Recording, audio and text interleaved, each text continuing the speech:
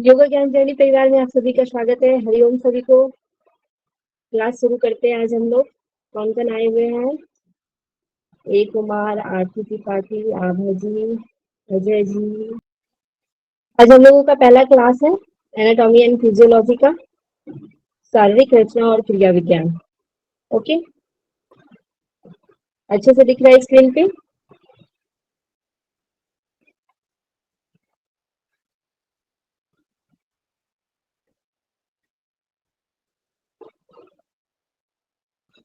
तो हम लोग आज कौन सा यूनिट पढ़ने वाले हैं? यूनिट हम लोग 6 पढ़ने वाले हैं। ओके, यूनिट कौन सा पढ़ने वाले हैं? तो यूनिट 6 6। पढ़ने वाले हैं। ओके, यूनिट 6 में केवल हम लोगों का एनाटॉमी नहीं आता है, और भी 2-3 चीजें आती हैं, लेकिन उसमें से हमें एनाटॉमी पढ़ना जो है सबसे पहले इसलिए जरूरी है क्योंकि जब आप यूनिट 8 पढ़ेंगे और साथ में यूनिट 10 पढ़ेंगे, तो ये दोनों के लिए जो है हमारा यूनिट 6 बेस का काम करता है।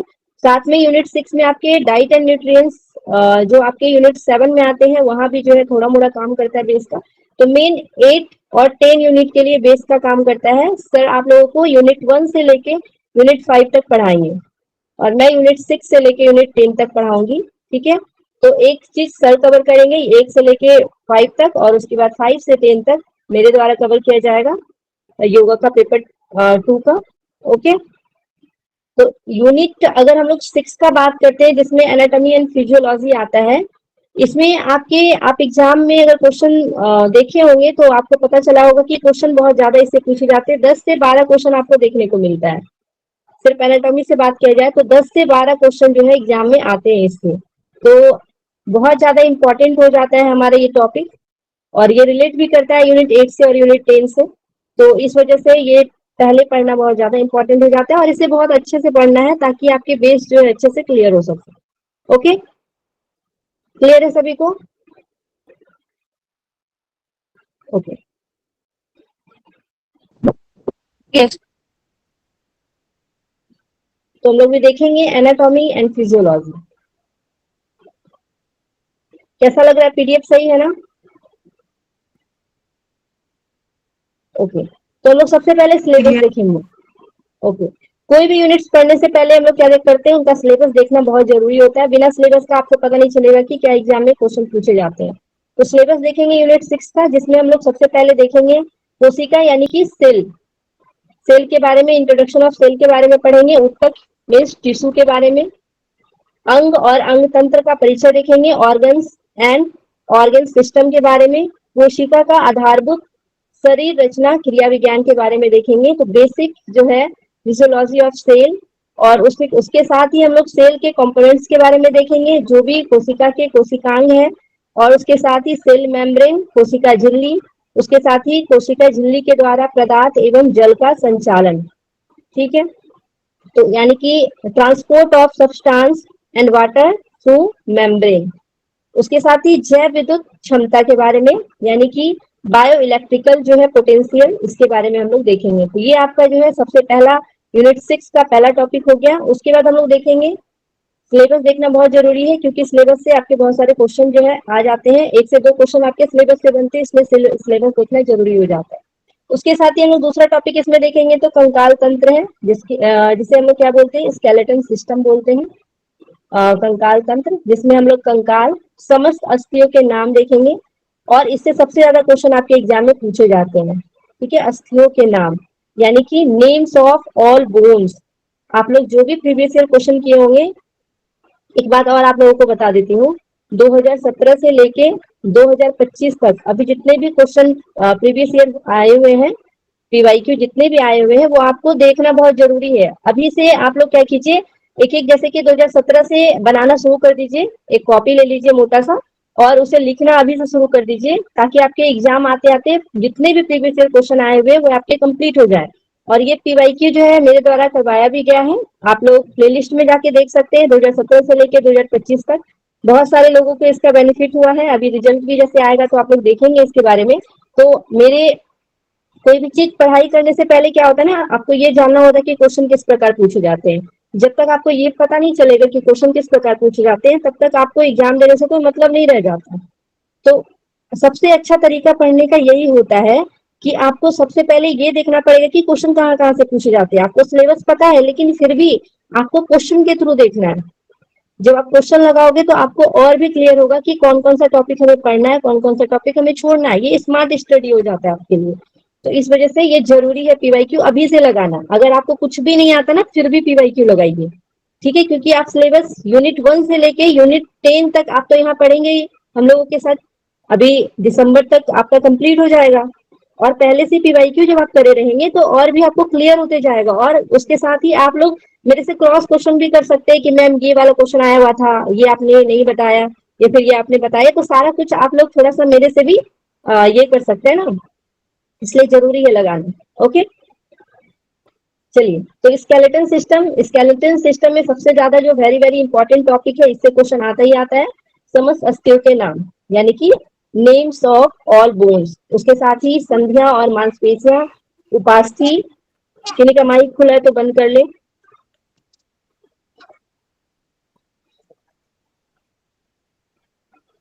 संधियां एवं मांसपेशियां, उपास्थि यानी कि ज्वाइंट्स एंड मस्कुलर। उसके साथ ही देखेंगे उपास्थि यानी कि कार्टिलेज, टेंडन एवं लिगामेंट्स के नाम।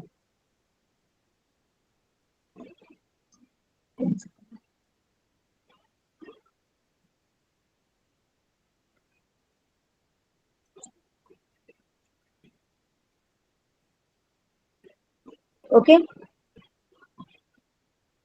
तो टेंडन एंड लिगामेंट्स देखेंगे। उसके साथ ही types and function of bones and joints, vertebral column, ठीक है, muscles and their function, skeletal muscles.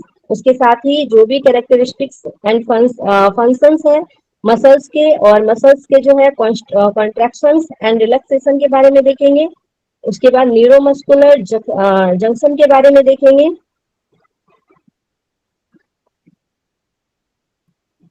सार्कोट्यूबुलर systems, उसके साथ ही smooth muscles, mechanism of contraction, ये सारी चीजों को हम लोग देखने वाले हैं। यानी कि समस्त वस्तुओं के नाम, संधियां, मांसपेशियां, उपास्थि, टेंडन, लिगामेंट के नाम, अस्थियां एवं संधियों के प्रकार एवं कार्य। यहाँ पे कुछ कुछ चीजें ना गलत भी जैसे कि लिखी गई हैं सिलेबस में, मतलब गलत टाइप हो गया है और उनको भी सुधारा नहीं गया है। उसके साथ ही देखेंगे रेड बोन, मांसपेशियां एवं उनके कार्य, कंकाल पेशियां, कंकाल पेशी के गुण एवं उसके कार्य, मांसपेशियां संकुचन एवं शिथिलीकरण। उसके साथ ही पेशी स्नायु, संधि स्थान। उसके बाद सार्को ट्यूबुलर तंत्र, चिकनी पेशियां और संकुचन की क्रियाविधि। तो ये सारी चीजें हम लोग देखेंगे। ठीक है, सबको क्रम वाइज हम लोग पढ़ने वाले हैं। उसके साथ भी हम लोग देखेंगे क्या है, पाचन एवं उत्सर्जन तंत्र के बारे में, डाइजेस्टिव एंड एक्सक्रीटरी सिस्टम्स के बारे में पढ़ने वाले हैं। पाचन तंत्र की संरचना, structure and function of digestive and excretory organs, यानी दोनों के पाचन तंत्र की संरचना और साथ में उत्सर्जन तंत्र के अंग एवं उनके कार्य के बारे में हम लोग देखेंगे। उसके साथ ही हम लोग देखेंगे पाचन संस्थान, डाइजेस्टिव सिस्टम, जिसमें आहार नाल के सामान्य रचना, जो भी general structure of alimentary canal है उसके बारे में हम लोग पढ़ने वाले हैं। उसके साथ ही अमाशयी रस यानी कि गैस्ट्रिक जूस, पेनक्रिएटिक जूस यानी कि अग्नाशयी रस, जिसको हम लोग पेनक्रिएटिक जूस बोलते हैं। उसके साथ ही आहार सही गतिशीलता संबंधी पेरिस्टेलिसिस, आशाई एवं आहार हार्मोन। तो यहाँ पे अमाशयी होगा, आशयी लिखा गया है, कुछ कुछ चीजें मिस्टेक है। ठीक है, तो हम लोग यहाँ पे देखेंगे जो आपका पेरिस्टालिसिस और जो डाइजेस्टिव सिस्टम में हार्मोन है, वो सारी चीजों के बारे में हम लोग पढ़ेंगे। जो हमारा पेरिस्टालिसिस सिस्टम में जो गला से होकर आहार जाता है, जिसको हम लोग बोलते हैं, तो वो सारी चीजों को हम लोग डाइजेस्टिव सिस्टम में देखेंगे और साथ में विसर्जन तंत्र में देखेंगे। ओके,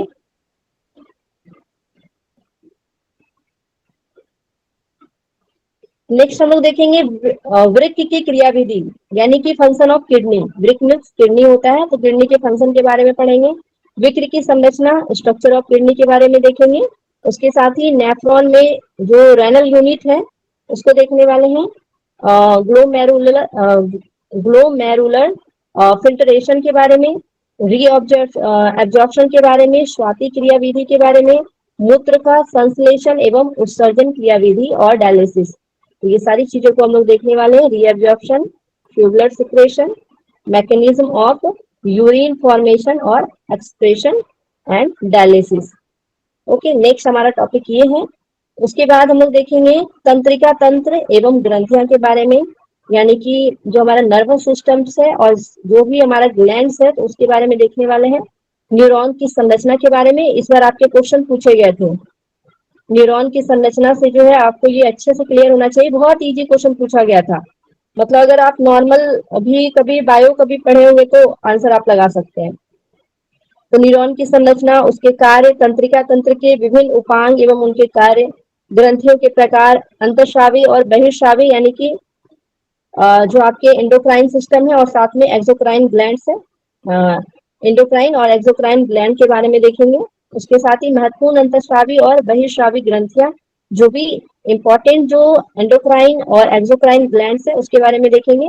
और हार्मोन्स के प्रकार और उसके कार्य को देखेंगे and types and function of hormones के बारे में हम लोग देखेंगे। ओके, क्लियर है यहाँ तक क्या क्या पढ़ना है? अभी और भी सिलेबस है, सिलेबस छोटा नहीं है, एनाटॉमी का सिलेबस बहुत बड़ा है। चलिए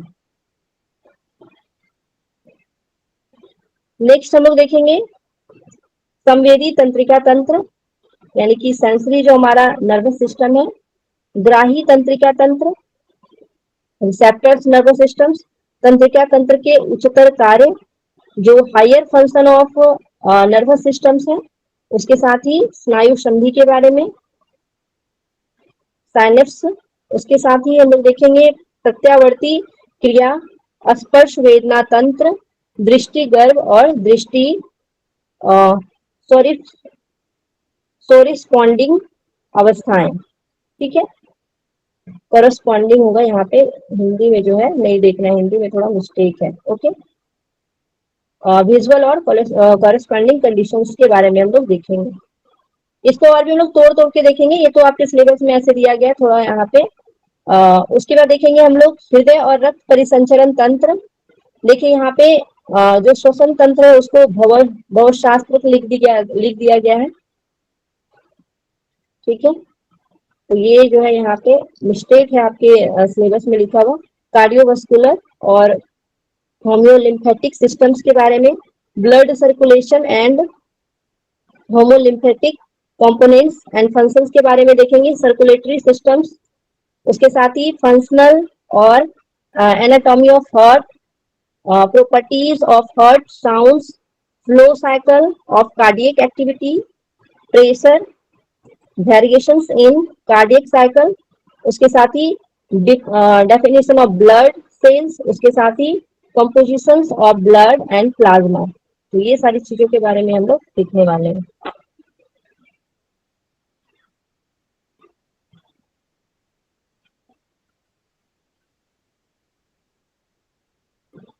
ओके, क्लियर है यहाँ तक?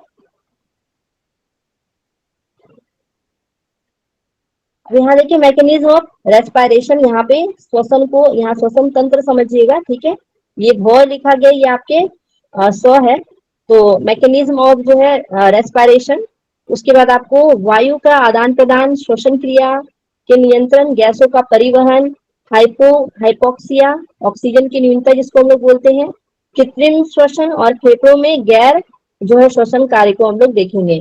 यानी कि रेस्पिरेशन और non respiration function of lungs, respiratory function of lungs. उसके साथ ही रोग प्रतिरोधक क्षमता, रोग प्रतिरक्षण तंत्र, यानी कि रोग प्रतिरक्षण तंत्र के विभिन्न अंग, अवयव और उसके कार्य देखेंगे।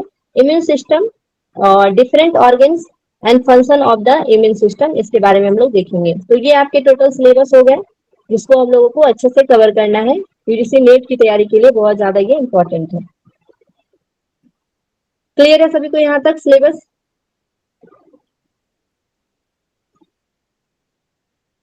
ओके,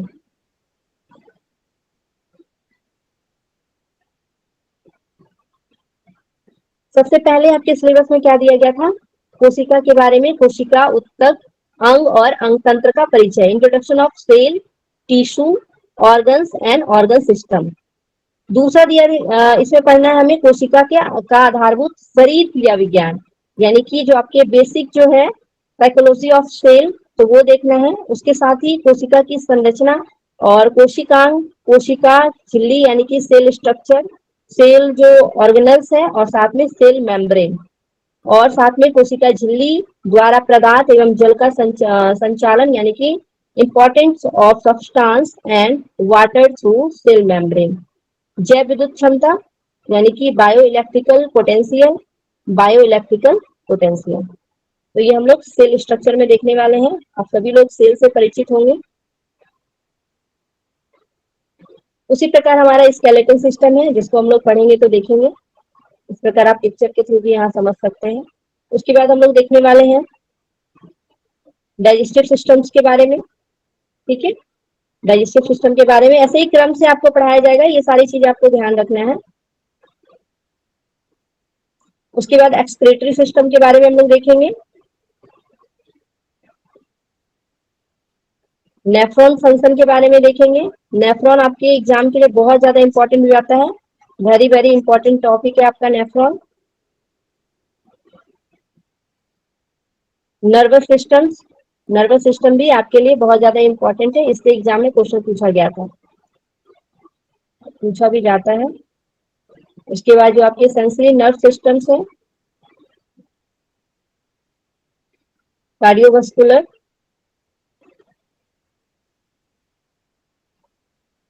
और रेस्पिरेटरी सिस्टम्स के बारे में हम लोगों को देखना है। इस बार भी पूछा गया था आपसे एग्जाम में। इम्यून सिस्टम, जो आपके लास्ट में इम्यून सिस्टम के बारे में आपको पढ़ना है।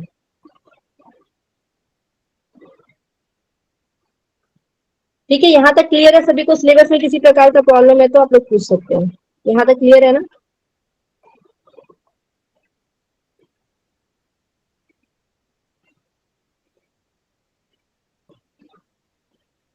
चलो नेक्स्ट हम लोग आगे बढ़ते हैं। अब हम लोग एनाटॉमी एंड फिजियोलॉजी पढ़ रहे हैं, तो सबसे पहले यहाँ पे हम लोग देखेंगे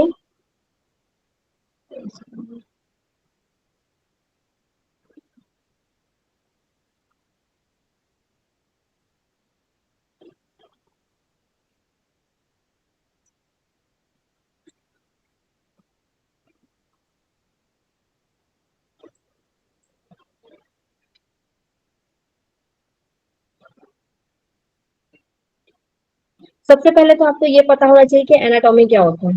ठीक है, एनाटॉमी एंड फिजियोलॉजी का मतलब क्या होता है, कोई बताइएगा? डिफरेंस दोनों में क्या है बताइए? एनाटॉमी एंड फिजियोलॉजी का मतलब बताइए, कोई माइक खोल के। एनीवन? मैम जब हम बॉडी के स्ट्रक्चर के बारे में पढ़ते हैं तो उसको एनाटॉमी कहते हैं, जब हम उसके फंक्शन को पढ़ते हैं तो उसको फिजियोलॉजी कहते हैं। ओके, बहुत अच्छा। और कोई समझाना चाहेंगे विद एग्जांपल?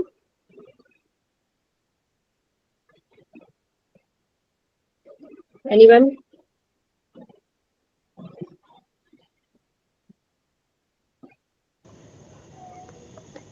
चलिए कोई नहीं, यस मैम। बताइए।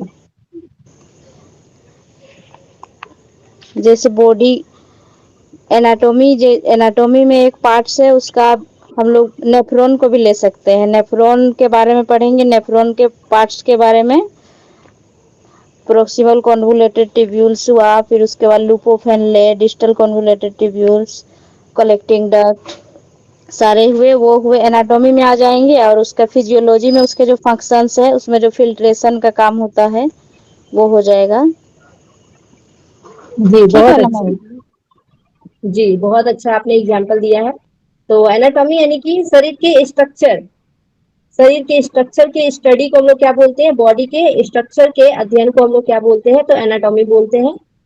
ठीक है, जैसे कि शरीर के अंग कहाँ स्थित है और कैसे दिखते हैं और कैसे जुड़े होते हैं। ठीक है, हमारे शरीर में जितने भी पार्ट्स हैं, ठीक है, वो अंग कहाँ स्थित है, जो भी अंग है हमारे बॉडी में कहाँ स्थित है, कैसे दिखते हैं और कैसे जुड़े होते हैं, ये कौन बताता है? तो एनाटॉमी बताता है। उसके स्ट्रक्चर को, उसके शेप को कौन बताता है? तो वो एनाटॉमी बताता है।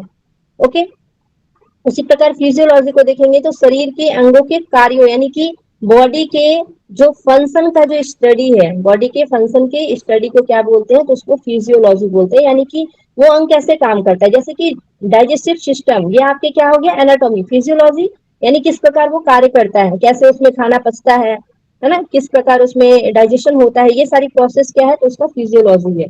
ओके, क्लियर है सभी को ये एनाटॉमी एंड फिजियोलॉजी का मतलब? ओके, हो गया जी, ओम जी हो गया। चलो,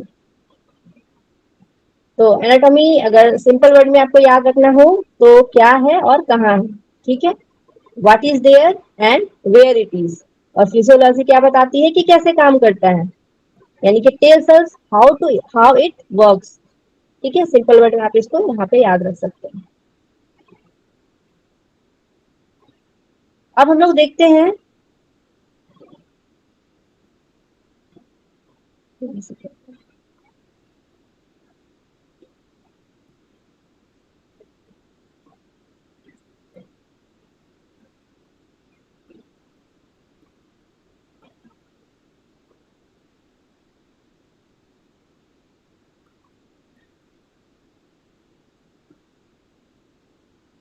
वन सेकेंड,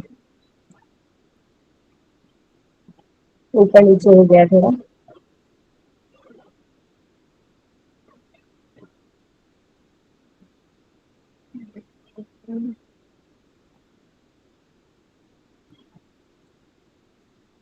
ओके, जैसे यहाँ पे आप एग्जांपल से भी समझ सकते हैं, यहाँ पे आपके ब्रेन, ठीक है, एनाटॉमी की संरचना है, यानी कि मस्तिष्क जो है खोपड़ी के अंदर स्थित है और मुख्य रूप से ये 3 भागों में बटा है, जैसे कि सेरिब्रल, उसके बाद हेमिस्फीयर, सेरेबेलम और ब्रेन स्टेम।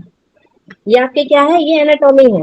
ओके, फिजियोलॉजी यानी कि जो हमारा ब्रेन में सोचने का कार्य होता है, याद रखने का, महसूस करने का और शरीर के सभी कार्यों को नियंत्रित करने का कार्य, ये आपका क्या है, फिजियोलॉजी। उसी तरह यहाँ पे डाइजेस्टिव सिस्टम जो है आपके क्या है, एनाटॉमी है। और जैसे भोजन को तोड़ना, पचाना, उसके बाद पोषण, पोषण को शरीर में जो है अवशोषण करना, ये सारा कार्य क्या है, तो ये फिजियोलॉजी है। ठीक है, एनाटॉमी एंड फिजियोलॉजी के बारे में कोई प्रॉब्लम नहीं होगा, कोई डाउट्स नहीं होगा आपके पास। ओके, अब हम लोग देखेंगे एनाटॉमी एंड फिजियोलॉजी जब देखते हैं तो यहाँ पे हम लोग एनाटॉमी के दो जो है मुख्य प्रकार देखते हैं। एनाटॉमी के दो मुख्य प्रकार बताए गए हैं, एक आपके होते हैं ग्रॉस एनाटॉमी और दूसरा क्या होता है, हिस्टोलॉजी होती है। हिस्टोलॉजी होता है, तो ग्रॉस एनाटॉमी जो होता है वो स्थूल शरीर होता है, जैसे कि हम लोग पढ़ते हैं ना योग में स्थूल शरीर और सूक्ष्म शरीर के बारे में। तो उसी तरह जो है ग्रॉस एनाटॉमी क्या है, स्थूल है, और जो हमारा हिस्टोलॉजी जो है क्या है, वो सूक्ष्म शरीर है। ठीक है, जब हम लोग यहाँ पे कोई सिस्टम के बारे में देखते हैं तो वो आपका क्या हो जाएगा, वो आपके ग्रॉस एनाटॉमी हो जाएंगे। और जब हम उस सिस्टम के अंदर सेल, उसके भी सेल के बारे में पढ़ते हैं तो वो क्या हो जाता है, आपका हिस्टोलॉजी हो जाता है। ओके, टिश्यू के बारे में पढ़ते हैं, जब सेल के बारे में पढ़ते हैं तो आपका क्या हो जाता है, वो आपके हिस्टोलॉजी हो जाते हैं। ओके, क्लियर है यहाँ तक? देखते हैं इसको एग्जाम्पल के थ्रू हम लोग। ग्रॉस एनाटॉमी यानी कि स्थूल शरीर रचना। ग्रॉस एनाटॉमी यानी कि शरीर के उन अंगों का अध्ययन किया जाता है जिन्हें आंखों से देख सकते हैं। सिंपल वर्ड में, जिन्हें आप आंखों से देख सकते हैं, तो वो क्या हो जाता है, ग्रॉस एनाटॉमी होता है। और जो आपका हिस्टोलॉजी जो है, जिसको हम लोग माइक्रोस्कोप की सहायता से देखते हैं, उसे हम लोग क्या बोलते हैं, उसे हम लोग बोलते हैं हिस्टोलॉजी। ओके, जैसे कि आपके हाथ में प्याज है, प्याज ऊपर से जो हम लोग छू रहे हैं और उसको आंखों से देख रहे हैं, वो आपका क्या हो गया, वो आपका एनाटॉमी हो गया। लेकिन जब हम लोग प्याज की झिल्ली को जब माइक्रोस्कोप से देखते हैं तो वो क्या हो गया, आपका हिस्टोलॉजी हो गया। ओके, सभी लोग प्याज की झिल्ली को बहुत सारे लोग देखे होंगे अपने अपने लैब में, स्कूल के, है ना। चलिए, तो यहाँ पे हम लोग देखते हैं कि जब हम लोग ग्रॉस एनाटॉमी के बारे में देखते हैं तो क्या देखते हैं, हड्डी के बारे में देखते हैं। ठीक है, यानी कि स्टडी ऑफ बोन्स के बारे में पढ़ते हैं, जो भी मांसपेशियां हैं, ठीक है, मसल्स और ऑर्गन्स, यानी कि organs like heart, liver, blood vessels, ये सारी चीजें हमारे किसके अंतर्गत आते हैं, तो ये आपके ग्रॉस एनाटॉमी के अंतर्गत आते हैं। ओके, जब हम लोग अपने हार्ट की रचना के बारे में देखते हैं, उनके चैम्बर के बारे में देखते हैं, जैसे कि आपको लेफ्ट वेंट्रिकल, राइट एट्रियम, ये सारे जो है, ये सारी चीजों का जब हम लोग स्टडी करते हैं तो उसको हम लोग क्या बोलते हैं, उसको ग्रॉस एनाटॉमी कहते हैं। ओके, हिस्टोलॉजी अगर हम लोग देखेंगे तो हिस्टोलॉजी सूक्ष्म शरीर का अध्ययन, ओके, यानी कि शरीर की संरचना को सूक्ष्मदर्शी की सहायता से यानी माइक्रोस्कोप की मदद से जो हम लोग देखते हैं समझते हैं तो वो आपका क्या हो जाएगा, हिस्टोलॉजी हो जाएगा। ठीक है, जिसमें हम लोग किसका अध्ययन करते हैं, तो इसमें हम लोग कोशिका यानी कि सेल का, उसके बाद उत्तक यानी कि टिश्यू की संरचना का, उसके कार्यों का हम लोग यहाँ पे अध्ययन करते हैं। ओके, उसके स्ट्रक्चर्स और उसके फंक्शन के बारे में जब हम लोग अध्ययन करते हैं सेल और टिश्यू के। ओके, जैसे कि आप यहाँ पे देख सकते हैं कि लीवर, ठीक है, लीवर के जो वहां पे लीवर में जो भी सेल है उसकी बनावट क्या है, उसका स्ट्रक्चर वहां पे क्या है, जो हम लोग उसको माइक्रोस्कोप की सहायता से देख के समझने की कोशिश करते हैं तो आपका क्या हो जाता है, हिस्टोलॉजी हो जाता है। ओके, क्लियर है। एनाटॉमी जो आपके दो वर्ड यहाँ बताए गए, ग्रॉस एनाटॉमी और साथ में हिस्टोलॉजी, ये आपको क्लियर होगा सभी को, बताइए, थम कर दीजिए एक बार सभी लोग। ओके, अब हम लोग देखेंगे एनाटॉमिकल पोजीशन के बारे में। क्या होता है एनाटॉमिकल पोजीशन? आप सभी लोग योग निद्रा में या फिर शवासन में लेटे हैं, लेकिन ये खड़ा वाला पोजीशन है, आपको लेटना नहीं है। लेकिन जैसे आपको जब शवासन में रहते हैं तो आपको क्या बोला जाता है, इसी तरीके से सोने के लिए बोला जाता है। थोड़ा सा अगर आप स्ट्रक्चर देखेंगे तो सिमिलर जो है वही, आपका हाथ ऊपर की ओर रहता है, हथेलियां ऊपर की ओर, है ना, पैर गिरा रहता है, लेकिन यहाँ पे आपका पैर भी सामने की ओर है। ठीक है, एनाटॉमिकल पोजीशन के बारे में अगर देखेंगे तो इस प्रकार हमारा बॉडी का स्ट्रक्चर होता है।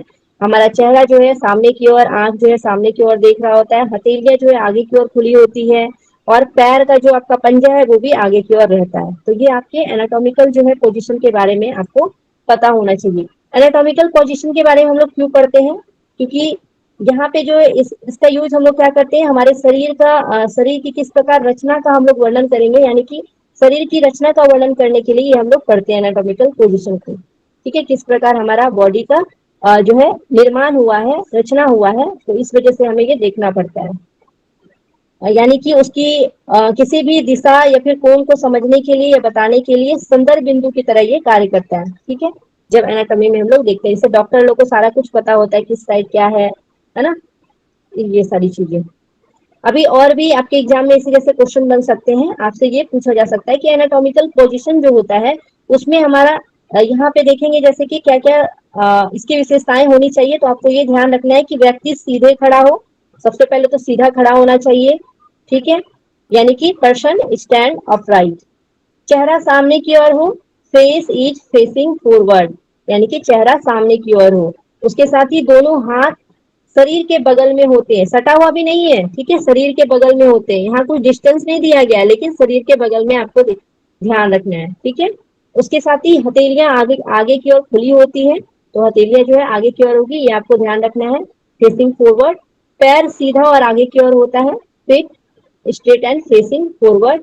उसके साथ ही आंखें सीधी आगे की ओर देख रही होती है। ठीक है, तो ये आपके एग्जाम में कुछ भी क्वेश्चन एग्जाम में पूछे जा सकते हैं, आपको नहीं पता, ना हमें पता है, ना किसी को भी पता है, लेकिन आपको पूरा सिलेबस पढ़ के जाना है, वहीं से आपके एग्जाम में क्वेश्चन पूछे जाएंगे, वहां से बाहर नहीं पूछे जाएंगे।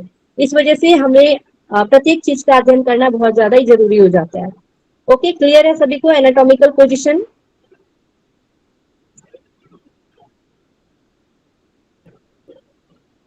चलिए नेक्स्ट हम लोग आगे की ओर बढ़ते हैं।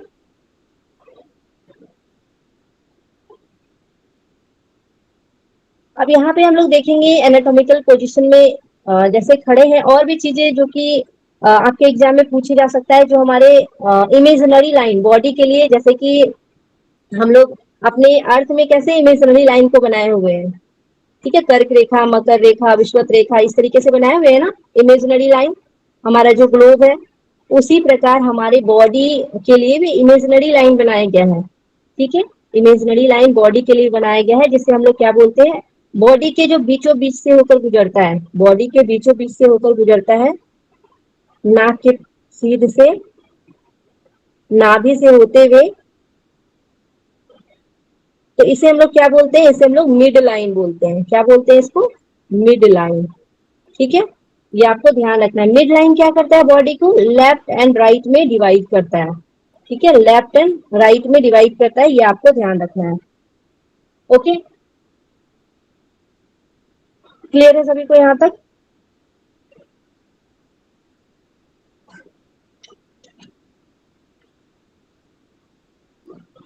उसके साथ ही हम लोग यहाँ पे और भी चीजें देखेंगे।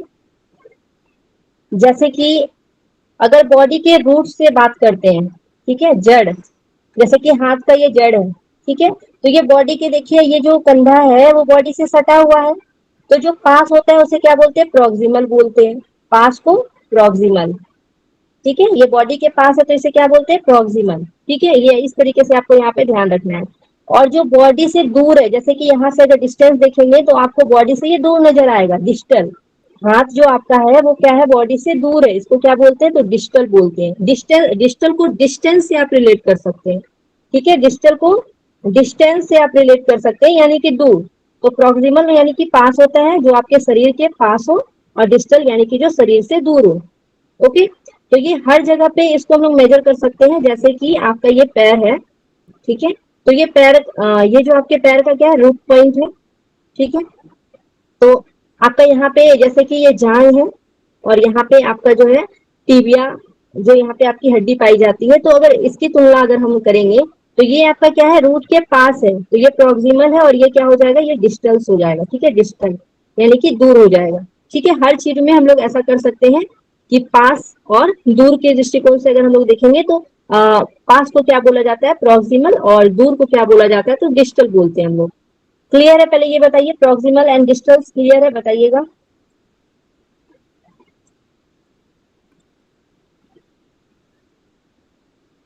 अब हम लोग नेक्स्ट देखेंगे यहाँ पे,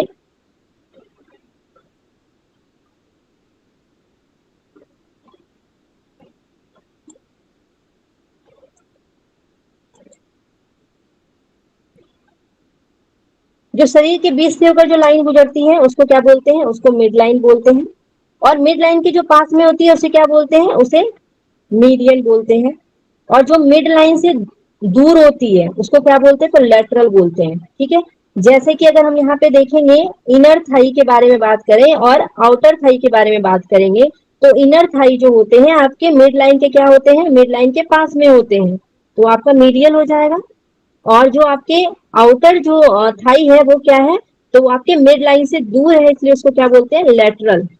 जब हम लोग ताड़ासन करते हैं तो मिड लाइन में रहते हैं, यानी कि पूरी तरीके से हम लोग क्या करते हैं, मिड लाइन में करते हैं, लेकिन जब हम लोग तिर्यक ताड़ासन करते हैं तो लेटरल साइड झुकते हैं हम लोग, इस तरीके से भी आपको यहाँ पे ध्यान रखना है। ओके, अब यहाँ पे देखेंगे हम लोग पोस्टेरियर, और साथ में पोस्टेरियर के बारे में देखेंगे। पोस्टेरियर मतलब हमारा शरीर का जो पीछे वाला भाग होता है वो पोस्टेरियर होता है, और शरीर का जो भाग आगे वाला भाग होता है उसे हम लोग क्या बोलते हैं, एंटेरियर बोलते हैं, ठीक है, एंटेरियर, आगे वाला भाग को एंटेरियर और पीछे वाले भाग को पोस्टेरियर बोलते हैं। ओके,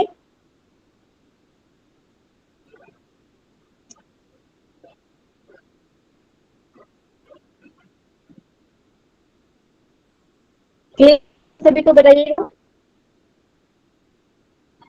जब हम लोग मिड लाइन का बात कर रहे थे तो मिड लाइन आपकी बॉडी की हर पार्ट में, मिड लाइन जो बीच से अगर उसके गुजरता है तो वो लेफ्ट और राइट में डिवाइड करता है। जैसे कि ये आपके क्या हो गए, ये आपके समझ लीजिए उंगली है, ठीक है, आपके हाथ के फिंगर है, तो इसको हम लोग बीच से अगर होके गुजारेंगे तो आपके लेफ्ट और राइट साइड में डिवाइड हो जाएगा। तो ये आपके मिड लाइन हर जगह से, शरीर के हर पार्ट से हम लोग मिड लाइन को गुजार सकते हैं, और एक साइड हम लोग लेफ्ट और दूसरे साइड राइट बता सकते हैं। ओके, यहाँ पे देखेंगे हम लोग, ये जो मिड लाइन है ये आपके कैडवल और ये यानी कि क्रेनियल, यानी कि क्रेनियल से होता हुआ जो हमारा कैर्डियल यानी कि पूछ, एकदम बीच में जो हमारा पूछ होता है वहां से होकर जो है गुजरता है, ठीक है, तो पूरा मिड लाइन से बीच से होकर ये गुजरता है।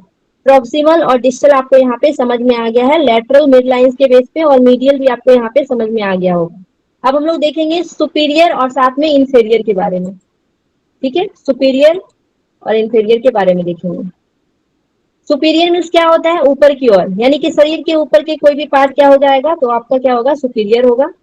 अप और डाउन में हम लोग इस तरीके से इसको बांट सकते हैं, ठीक है, सुपीरियर यानी कि अप, और जो इंफेरियर है यानी कि डाउन, ठीक है।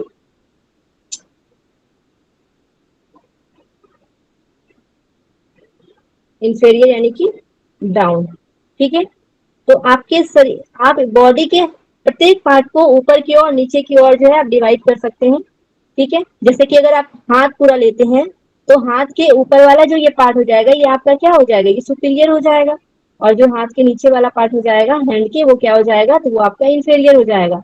तो बॉडी के हर एक पार्ट में हम लोग सुपीरियर और इंफेरियर भी कर सकते हैं, जैसे मिड लाइन में भी कर सकते थे, प्रॉक्सिमल और डिस्टल्स में भी हम लोग कर सकते हैं, डिस्टल में भी कर सकते हैं, वो सारी चीजें सुपीरियर यानी कि सुपर से भी ऊपर, ऐसे करके आप याद रख सकते हैं, सुपीरियर ऊपर और इंफेरियर मतलब नीचे। ओके, ये 3 चीज आप लोगों को समझ में आया, बताइए।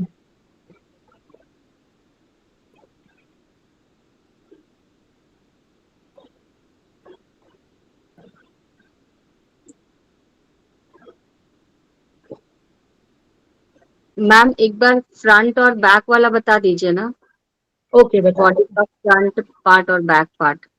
ओके ओके, बता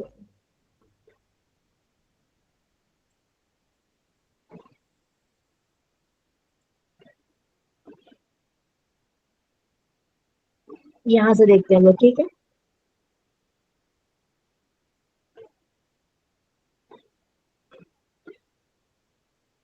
पीछे वाले भाग को पोस्टेरियर बोलते हैं, ठीक है, पीछे वाले भाग को क्या बोलते हैं, पोस्टेरियर, और शरीर के जो आगे वाला भाग होता है उसे एंटीरियर बोलते हैं, ठीक है। ये देखिए यहाँ पे एंटीरियर लिखा गया है ना, ये शरीर के आगे वाला जो हमारा पार्ट है, ये पूरा जो आगे वाला पार्ट देख रहे हैं, ये आगे है, लड़का खड़ा जो है वो आगे की ओर है, तो वो एंटीरियर साइड है। और पीछे जो दिख रहा है पीठ वाला जो साइड है वो हमारा क्या है, पोस्टेरियर है, ठीक है। ये समझ में आ गया, इंटीरियर एंड पोस्टेरियर। आगे वाले पार्ट को हम लोग इंटीरियर बोलते हैं, बैक वाले पार्ट को पोस्टेरियर बोलते हैं, ठीक है, ये आपको ध्यान रखना है। प्रॉक्सिमल मीन्स पास, डिस्टल मीन्स दूर, आपको ध्यान रखना है, ठीक है। लेटरल मिड लाइन से दूर, और मीडियल यानी कि मीडियन यानी कि मिड लाइन से पास, ये 3 चीजें आपको यहाँ पे ध्यान रखना है। यहाँ पे आप देख सकते हैं मिड लाइन आपके जो है शरीर को देखिए 2 पार्ट में बांट रहा है, एक आपका लेफ्ट साइड है और दूसरा राइट साइड है, ओके। उसके साथ ही हम यहाँ पे देख रहे हैं मीडियन, यानी कि अगर आपसे यहाँ पे एग्जाम में मिड लाइन तो आपका ये है, आपसे पूछा जाएगा कि मिड लाइन से आंख जो है हमारा, आंख और अगर कान के बारे में बात करते हैं तो कान क्या है, लेटरल है, यानी मिड लाइन से दूर है, तो ये आपका लेटरल हो जाएगा, जबकि आंख क्या हो जाएगा, तो आंख आंख आपका क्या हो जाएगा, मीडियल हो जाएगा। यानी कि मिड लाइन के पास वाला मीडियल, और मिड लाइन से जो दूर होता है उसको लेटरल बोलते हैं। इस तरीके से आपको यहाँ पे ध्यान रखना है, ठीक है। ये सारी जगह पे जैसे आप देख सकते हैं मिड लाइन के पास में मीडियल लिखा हुआ है, और मिड लाइन से दूर आपको लेटरल दिखाई गया है। यहाँ भी देख सकते हैं मिड लाइन के पास मीडियल और दूर जो है लेटरल दिखाया गया है। उसी तरह प्रॉक्सिमल अगर रूट के पास होगा, यहाँ जैसे पैर, पैर के रूट के पास है तो वो आपका प्रॉक्सिमल हो गया, और अगर वो रूट से दूर है तो वो आपका डिस्टल हो गया, ठीक है। अगर ऊपर की ओर है तो वो आपका सुपीरियर हो गया, और अगर नीचे की ओर है तो वो आपका डिस्टल इंफेरियर हो गया, ओके। क्लियर है यहाँ तक सभी को। अब यहाँ पे जैसे आप देख सकते हैं अग्र वाला भाग को क्या बोलते हैं, एंटेरियर। एंटेरियर को और हम लोग दूसरे नाम से क्या जानते हैं, तो वेंट्रल भी बोलते हैं, ठीक है। एंटेरियर या फिर वेंट्रल, शरीर यहाँ पे 2 नाम आपको याद रखने हैं, आगे वाले साइड को यानी कि शरीर के सामने की ओर के भाग को क्या बोलते हैं, तो एंटेरियर बोलते हैं या फिर वेंट्रल बोलते हैं, ये आपको याद होना चाहिए। दूसरा पोस्टेरियर यानी कि पीछे वाला भाग, जिसको हम लोग डोर्सल बोलते हैं, यानी कि शरीर के पीछे पीछे की ओर को क्या बोला जाता है, तो डोर्सल साइड बोलते हैं। ये सारी चीजें आपको याद रखना है, क्योंकि आप जब ऑर्गन्स के बारे में पढ़ेंगे, सिस्टम्स के बारे में पढ़ेंगे, तो ये एनाटॉमिकल वर्ड है जो कि आपको पता होना चाहिए, ठीक है। इस वजह से मैं ये बता रही हूँ सारी चीजें, ओके। सुपीरियर यानी कि सिर की ओर, ऊपर की ओर। इंफेरियर यानी कि पैर की ओर, नीचे की ओर, ठीक है।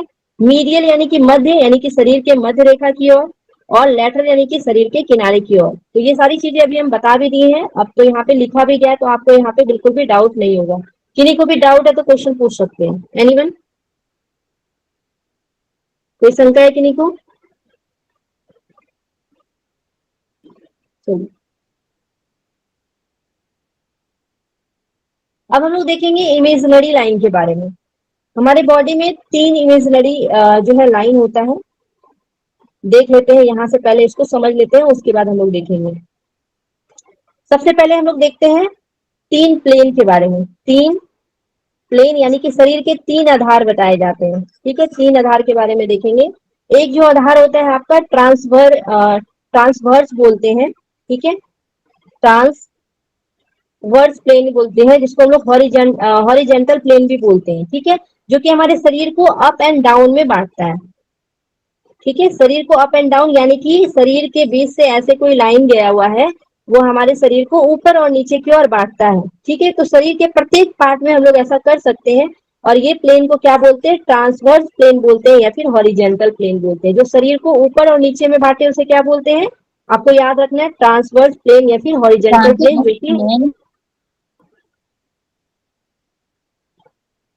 कोई कुछ बोल रहे हैं? माइक खुल गया था या फिर कुछ बोल रहे थे, बताइए।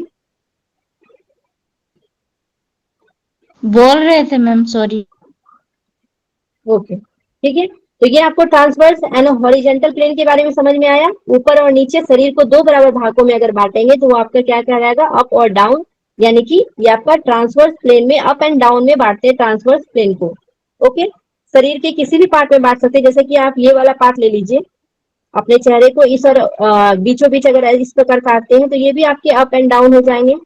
ठीक है, अगर आप शरीर के इस वाले पार्ट को ले लीजिए, यहाँ भी अगर हम लोग ऊपर और नीचे बांटेंगे तो ये भी आपके जो है अप एंड डाउन हो जाएंगे, यानी कि ट्रांसवर्स यानी हॉरिजेंटल प्लेन आपका कहीं भी बन सकता है। ठीक है, तो एक आपको ट्रांसवर्स प्लेन यानी हॉरिजेंटल प्लेन के बारे में पढ़ना है। दूसरा हम लोग देखेंगे फ्रंटल। ठीक है, फ्रंटल या फिर कोरोनल प्लेन के बारे में, फ्रंटल या फिर कोरोनल प्लेन के बारे में देखेंगे, जो कि हमारे शरीर को फ्रंट और बैक में बांटता है, यानी कि शरीर के जो आगे वाले पार्ट होते हैं, ये शरीर जो कि हम लोग आगे देख रहे हैं, आगे वाला जो सरफेस है, ये शरीर के फ्रंट की ओर, फ्रंटल से फ्रंट याद रखेंगे, और बैक पीछे की ओर, यानी कि फ्रंटल जो प्लेन होता है वो शरीर को फ्रंट और बैक में बांटता है। यानी कि इस तरीके से बोल सकते हैं, जैसे कि अगर शरीर के बीच से, शरीर समझ लीजिए यहाँ आपका ये पूरा शरीर है, यहाँ से आपके बॉडी को पूरा कट कर दिया जाए आरी से, जैसे हम लोग काटते हैं ना, जैसे कि आप लोग पनीर को काटते हैं, ऊपर से ऐसे कट लगा देते हैं, तो अपने बॉडी में अगर इस प्रकार कट लगाते हैं तो वो आपका क्या हो जाएगा? वो आपके फ्रंटल प्लेन, जो कि शरीर को आगे और पीछे दो भाग में बांट देगा।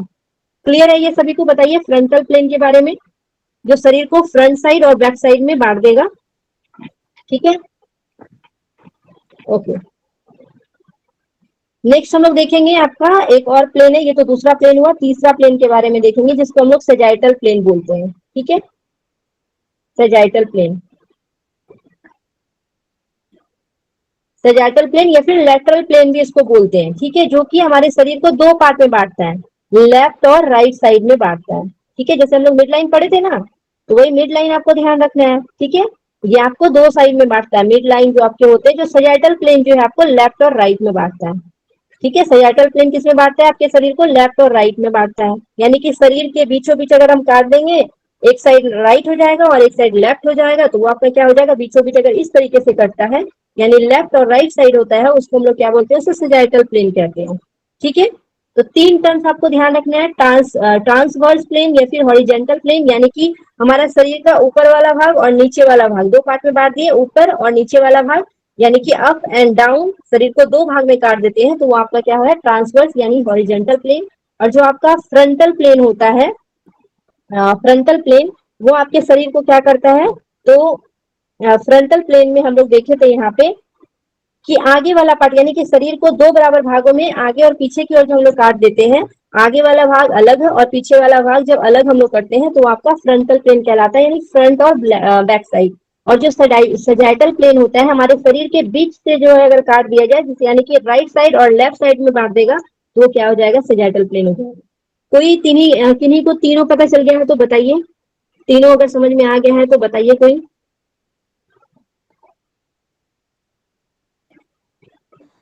बता सकते हैं? मैम जो ट्रांसफर प्लेन होता है उस पे हम एंटी सुपी मतलब ऊपर और नीचे बीच से कट जी, करते गुड, हैं, और यस, जो कोरोनल प्लेन होता है उसको हम एंटीरियर और पोस्टीरियर ही कट करते हैं, और बहुत जो अच्छा, सजाइटल प्लेन होता है उसको लेटरली कट करते हैं, मतलब लेफ्ट और राइट साइड। बिल्कुल सही, आपने बिल्कुल सही बताया। ठीक है, तो ट्रांसवर्स में सुपीरियर और इंफीरियर, जो आप इंफीरियर बोले, ये हो जाएगा आपका। और उसके बाद हम लोग देख लेते हैं बैक साइड, एक पीछे की ओर और आगे की ओर। ठीक है, पोस्टीरियर और इंफीरियर ये हो जाएगा, और एक आपका left side and right side हो जाएगा, ये आपका सेजाइटल प्लेन हो जाएगा। ठीक है, चलिए अब देख लेते हैं हम लोग आगे की ओर, इसको डीपली थोड़ा सा यहाँ देख लीजिए। जैसे कि इमेजिनरी लाइन, काल्पनिक जो लाइन होता है, जैसे कि हम बताएं ग्लोब में होता है, वैसे ही अपने शरीर को बराबर भागों में बांटने के लिए जो है काल्पनिक लाइन जो है तैयार किया गया है। समझने के लिए।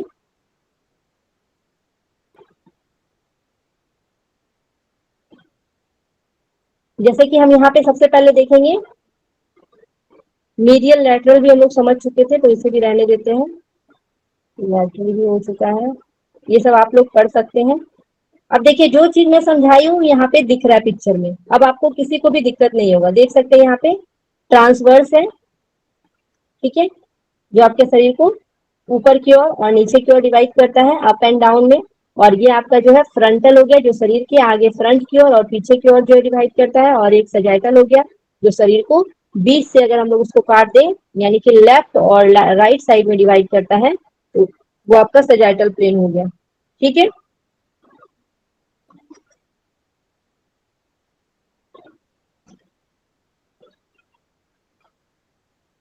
शॉर्ट में आप इसको इस तरीके से लिख सकते हैं, ठीक है। Up and down, front end back, left and right, okay.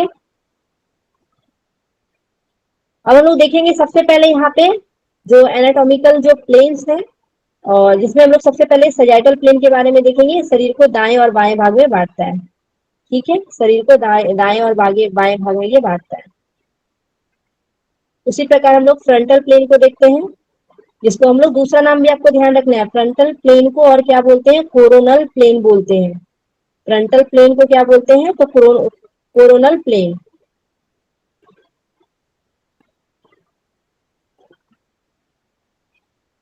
Okay. उसके बाद ट्रांसवर्स प्लेन है, जिसे हॉरिजेंटल भी बोलते हैं। ये हमारे शरीर को किस भाग में बांटता है?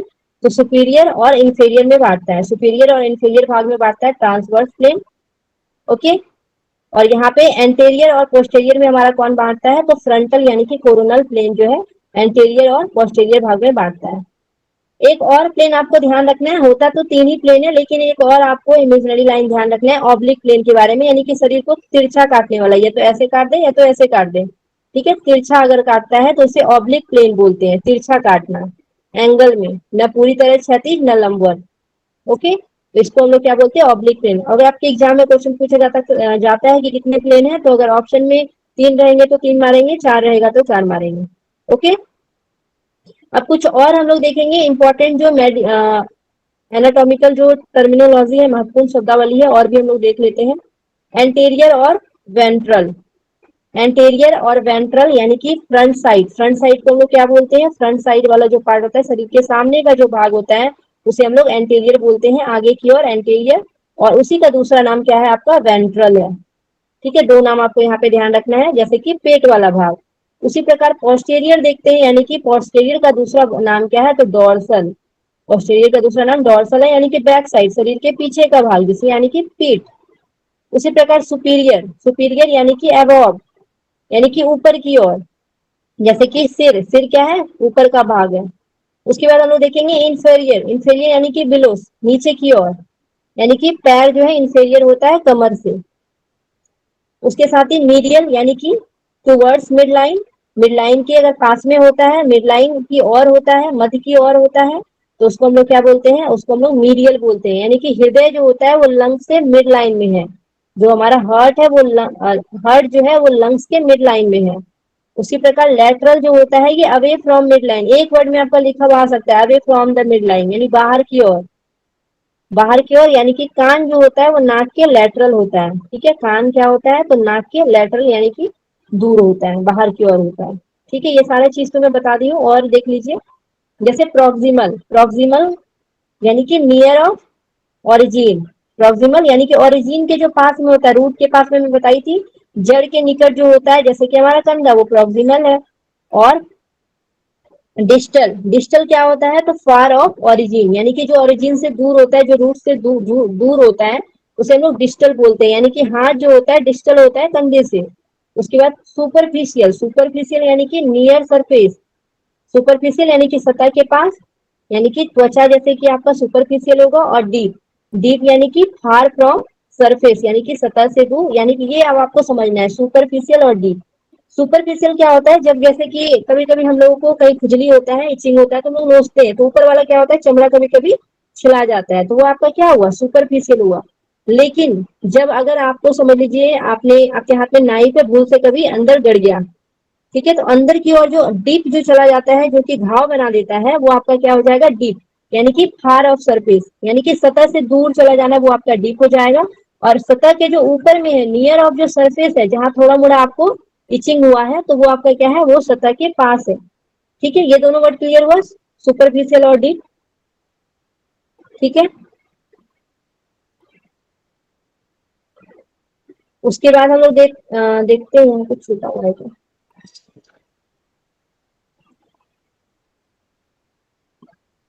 अब पैसिलेटरल है, यानी कि सेम साइड, यानी कि शरीर के एक ही तरफ, राइट हैंड और राइट फुट एक ही साइड है। ठीक है, उसके बाद कॉन्ट्रालैटरल क्या होता है, ये अपोजिट साइड होता है कॉन्ट्रालैटरल, यानी शरीर के विपरीत तरफ, यानी कि राइट हैंड और लेफ्ट लेग।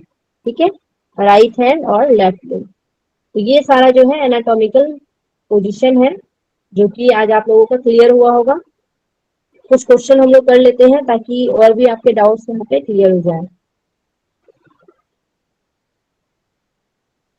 चलिए, पहला क्वेश्चन हम लोग देखते हैं।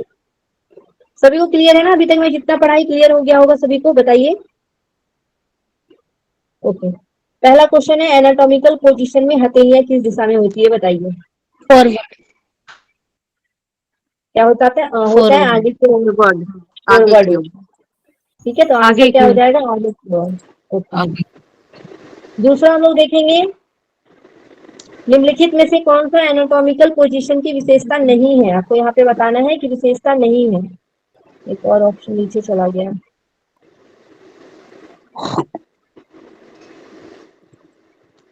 B option. बी ऑप्शन, हाथ पीछे बाहें की ओर। शरीर के पास। बाहें के शरीर के पास। सारा ऑप्शन अब दिख रहा है, पहले लिखा है आंख सामने की ओर, बिल्कुल सही बात है।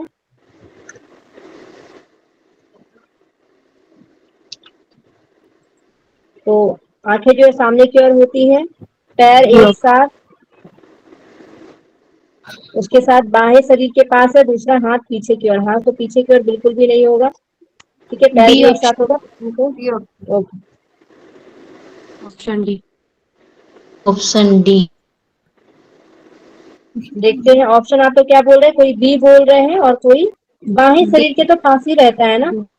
यस डी मैम, हो। डी होगा तो मैम। आंसर आपको क्या हो जाएगा, option hand D. Behind the back, यानी हाथ पीछे की ओर। Option D. केवल एक ही होगा यहाँ पे आंसर। ठीक है, बाहें तो शरीर के पास ही होता है ना, ये आपका बाह वाला एरिया तो शरीर के पास होगा, हाथ दूर है लेकिन बाहें तो पास ही है।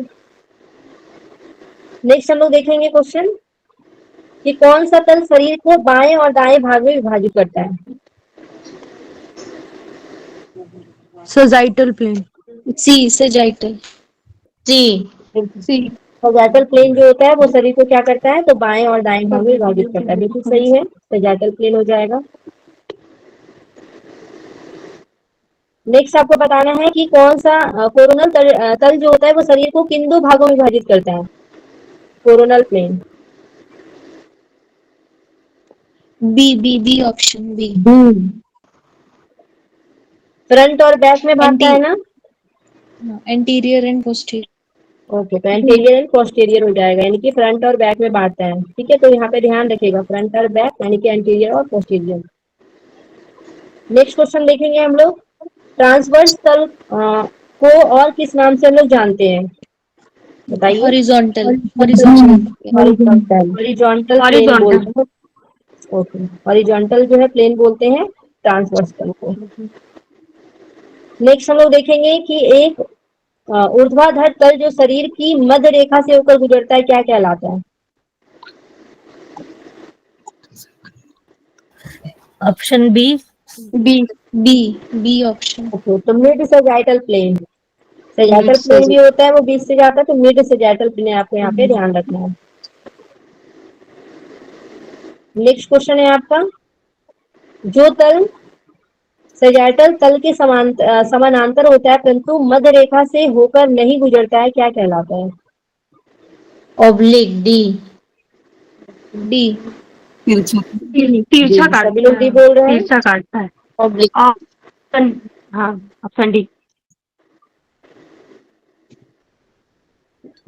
देखिए यहाँ पे क्या पूछा गया है, जो तल सैजिटल तल के समानांतर होता है, सैजिटल तल के समानांतर होता है परंतु मध्य रेखा से होकर नहीं गुजरता है, ठीक है। तो ये आपका जो है पैरासैजिटल प्लेन, ओके, पैरासैजिटल प्लेन, एक बार मैम यानी कि ऐसा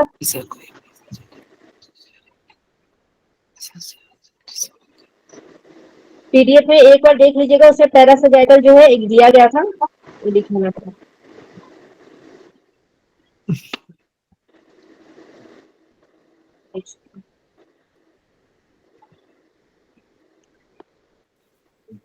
देखिए एक मिड सैजिटल है, अगर ठीक बीच में बांटे तो मिड सैजिटल, अगर किनारे की ओर बांटे तो पैरासैजिटल, ठीक है। तो वही क्वेश्चन पूछे गए थे।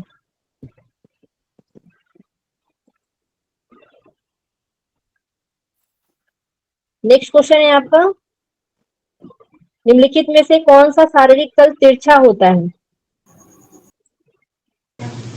ऑब्लिक होगा। ऑब्लिक क्या हो जाएगा? ऑब्लिक, ऑब्लिक तिरछा होता है। तिरछा।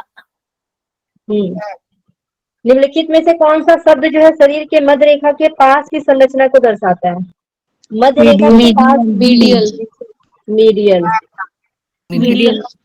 ओके, तो आंसर क्या हो जाएगा? मीडियल हो जाएगा, बिल्कुल सही आंसर है। Medial.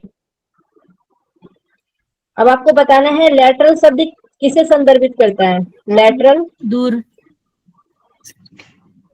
Away from mid line B नहीं ऑप्शन। नहीं, लेटरल नहीं होगा। मिड लाइन से दूर। मध्य बी रेखा से ऑप्शन। दूर होगा ना, away from the mid line, option B होना मिड चाहिए। लाइन से दूर। ऑप्शन बी बिल्कुल सही है। नेक्स्ट क्वेश्चन देखेंगे, जो काल्पनिक रेखा शरीर को दाएं और बाएं भाग में विभाजित करती है उसे क्या कहते हैं? Sagittal. Sagittal plane, okay, sagittal plane, sagittal. Okay, बिल्कुल सही है। नेक्स्ट क्वेश्चन देखेंगे हम लोग, आपको यहाँ पे मिलान करना है निम्नलिखित तलों का उनके वर्णों में वर्णन में जो मिलान करना है आपको। तो सैजिटल प्लेन है, उसके साथ ही आपको कोरोनल प्लेन है, ट्रांसवर्स प्लेन है। बताइए किसका किसका क्या होगा?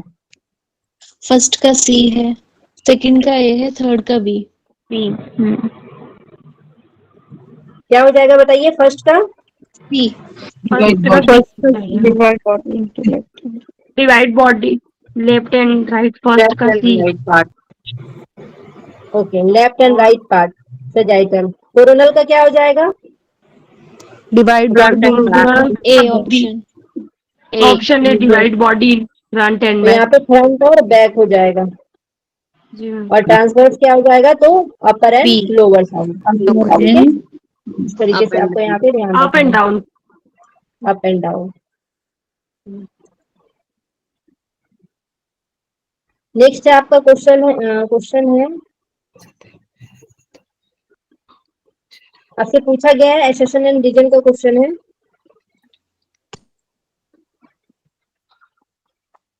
आपको बताना है, पहला पूछा गया है एनाटॉमिकल स्थिति में अंगूठे शरीर से दूर की ओर इशारा करते हैं क्योंकि एनाटॉमिकल पोजीशन में हथेलियां सामने की ओर होती है। क्या ये बात सही है? बताइए। ट्रू। ट्रू। Yes ma'am. तो हो जाएगा क्योंकि हमारा अंगूठा क्या होता है? दूर की ओर होता है, ठीक है। इस प्रकार जब हम लोग खड़े होते हैं तो शरीर से दूर रहता है हमारा अंगूठा, ठीक है, और हथेलियां सामने की ओर होता है। तो बिल्कुल सही हो जाएगा, ए और आर दोनों सही है और व्याख्या भी कर रहा है। नेक्स्ट क्वेश्चन है आपका, उस तल की पहचान करें जो शरीर को ऊपर और नीचे की ओर विभाजित करता है। ऊपर और नीचे की ओर विभाजित करता है, बताइए। ट्रांसफर। अप तो एंड क्या हो डाउन। जाएगा? ट्रांसवर्स प्लेन हो जाएगा। और बिल्कुल सही है। चलिए, क्वेश्चन आपका कंप्लीट हो गया और सारा चीज क्लियर हुआ कि नहीं ये बताइए। जी मैम। All clear. चलिए, नेक्स्ट क्लास के लिए आप तैयार हो जाए, 8 मिनट ज्यादा हो गया है, अब सर क्लास लेंगे, ठीक है। हरिओम सभी को। कहीं भी डाउट्स हो तो जरूर पूछा करें, ठीक है। Ma'am. Hariom. Hariom ma'am. Hariom ma'am.